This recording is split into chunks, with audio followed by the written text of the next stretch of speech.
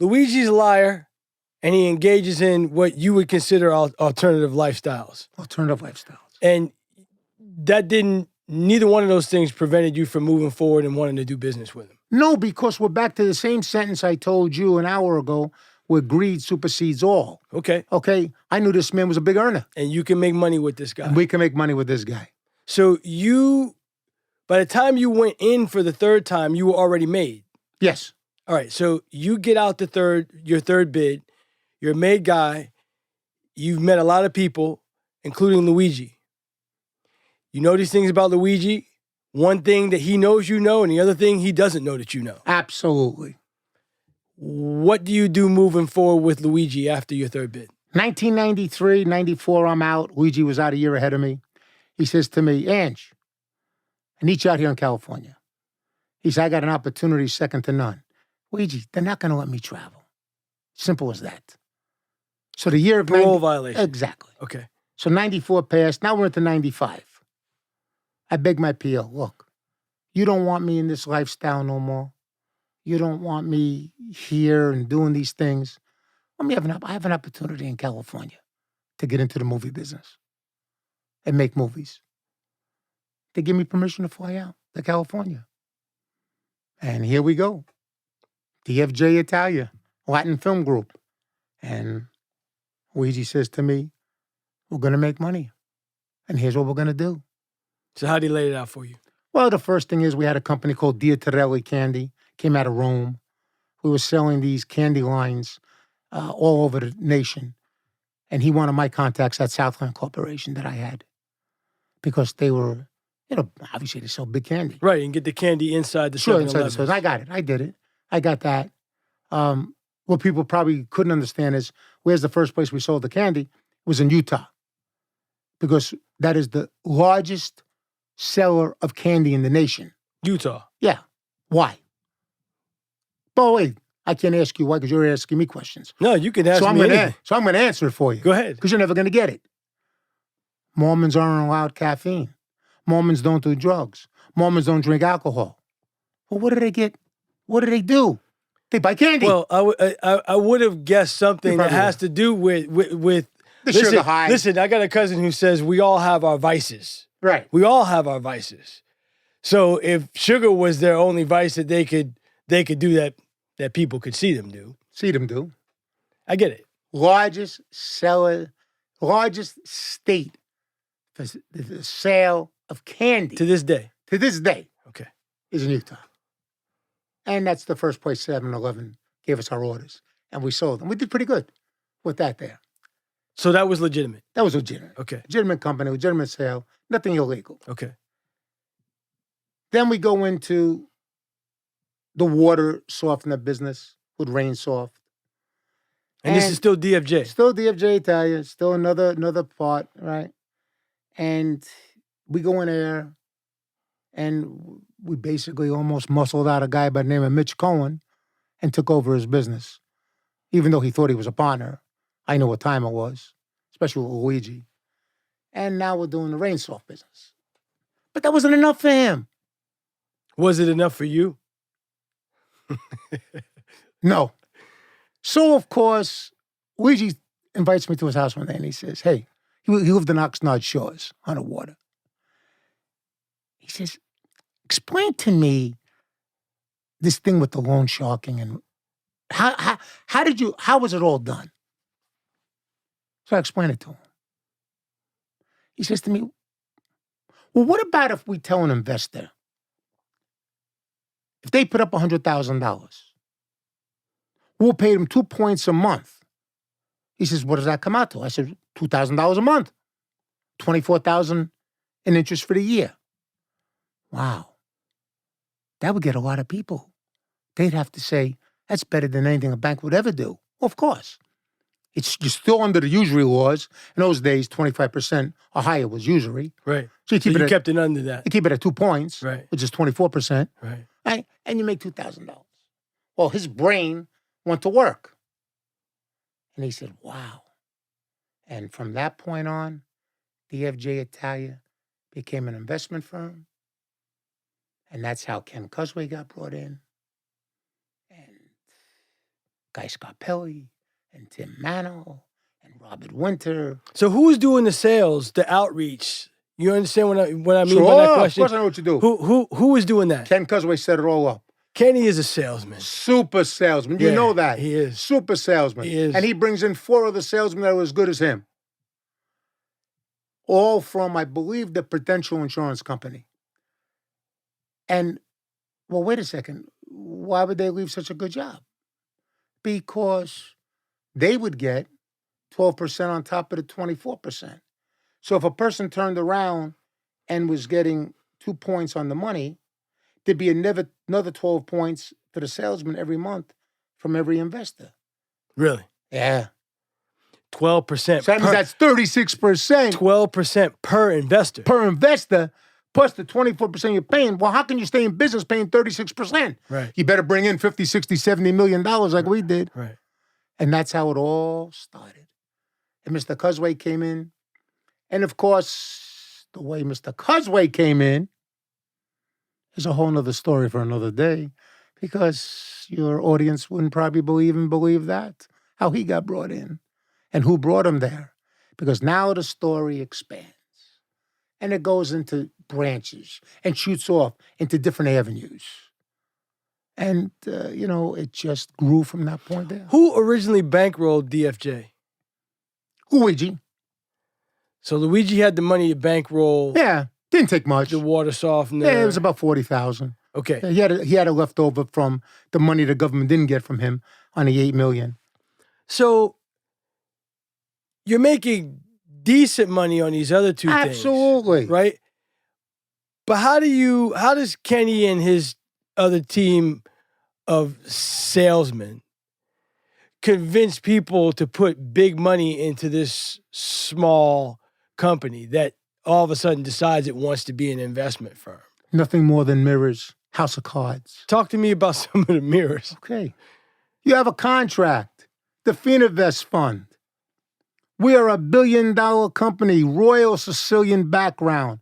Luigi D'Afonso was a descendant of the king and queen of Sicily. Oh, stop. Hold on. Oh, whoa. Wait. Went too fast on that one. No, but I'm saying, if you know somebody who can get you information, I know somebody who can get me information too on. It's easy to check up on a person if you know the right people. But what about if greed on your part was there? Enough greed so that I'm not going to do my due diligence on this person. Exactly. Okay. And I'll give you the best story. I'll give you the easiest comparison that I've always said that I laughed my ass off. My ex-mother-in-law who passed away, she had her own organized crime background in her family, but that was neither here nor there. Legitimate person. She goes into Macy's. She wants to buy a mink coat. Macy's is selling the mink coat for $2,500. She comes home and she says, son-in-law, that Macy's is a ripoff. Don't buy my daughter anything from Macy's. They want $2,000, $2,500, right, for a mink coat. I said, well, Mom, that seems reasonable. Right. But yet, I have Mario show up with his car, open up the trunk of his car, and there's 20 mink coats that he got from Macy's for $2,500. He tells her, listen, this is a deal of a lifetime. These are $4,000. You can have anyone you want for $4,000. They go for 10, 12, 14,000, 15,000. She buys it. She'll buy something that's double the price. Because they think it's swag. Because it's what everybody sees in life. Right? They turn around and say, well, I'll buy it. Oh my God, it's swag, it's stolen. It's got to be a great deal. Why? Because greed. Typically, I've done this, but typically I'll buy something out of the back of your car if it's less expensive, not more expensive. Not more. But you didn't do your due diligence, did you? You just saw the mink coats in the back of the car. Different color, different style, different this, different that. And why would Mario come over and open up the trunk of his car and tell him they just heisted a whole truck full of minks? Gotta be a great deal. Have no time to do due diligence. Go in the house, go into your little safe, pull out the $4,000, give it to him, and he's laughing his way all the way to the bank. Once again, the greed factor. And that's the same thing at DFJ. So did Kenny and his people target people that they knew were not going to be able to resist this deal of a lifetime? Absolutely, positively, 100%, 24/7, every day. How? So Kenny knows a mark when he sees one. Of course. They got disgusted. I'm turning around, I'm getting interest, and I'm getting charged from the government, and I got to report my interest. Now, DFJ Italia says, we could do it the right way if you want. Give you a check every month, and you report it. And we'll give you a 1099. Or we could pay you cash every month. Another question. Did Kenny believe that they were going to get their 2 points every month? Absolutely. So he thought it was legitimate. Absolutely. Okay, I need to establish that. 100%. All right. He thought the Royal Sicilian family was everything it was supposed to be. 1995, 1996, 1997, 1998, 1999. Did you believe that? No, I know what time it was. Okay. But I got disgusted with Luigi. Why are we doing this? We got legitimate businesses going, making so much money. We're making a good living. You know, if you're making $20,000 a month back in the 90s, nothing wrong with that. Well, why?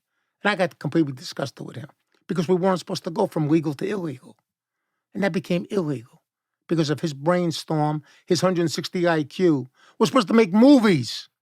We're making movies. But I also remember what you just said about an hour ago about your DNA. So you got disgusted with Luigi, like, we're doing something, it's working, it's legitimate, and now you want to do this other thing that's illegal. And you said to yourself, let's run with it. Let's go for it. Because he would give me $15,000 a month to keep my mouth shut.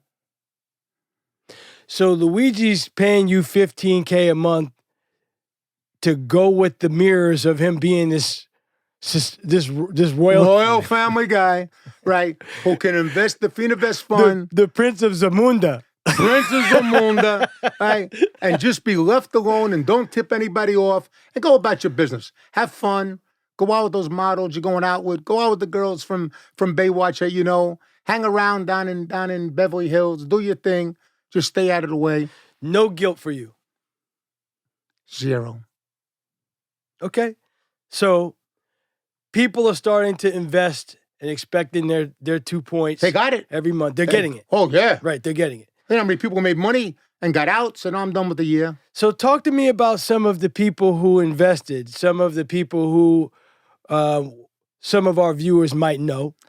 And then what did you do with some of this money as it relates to how you got involved with sports? Well, how about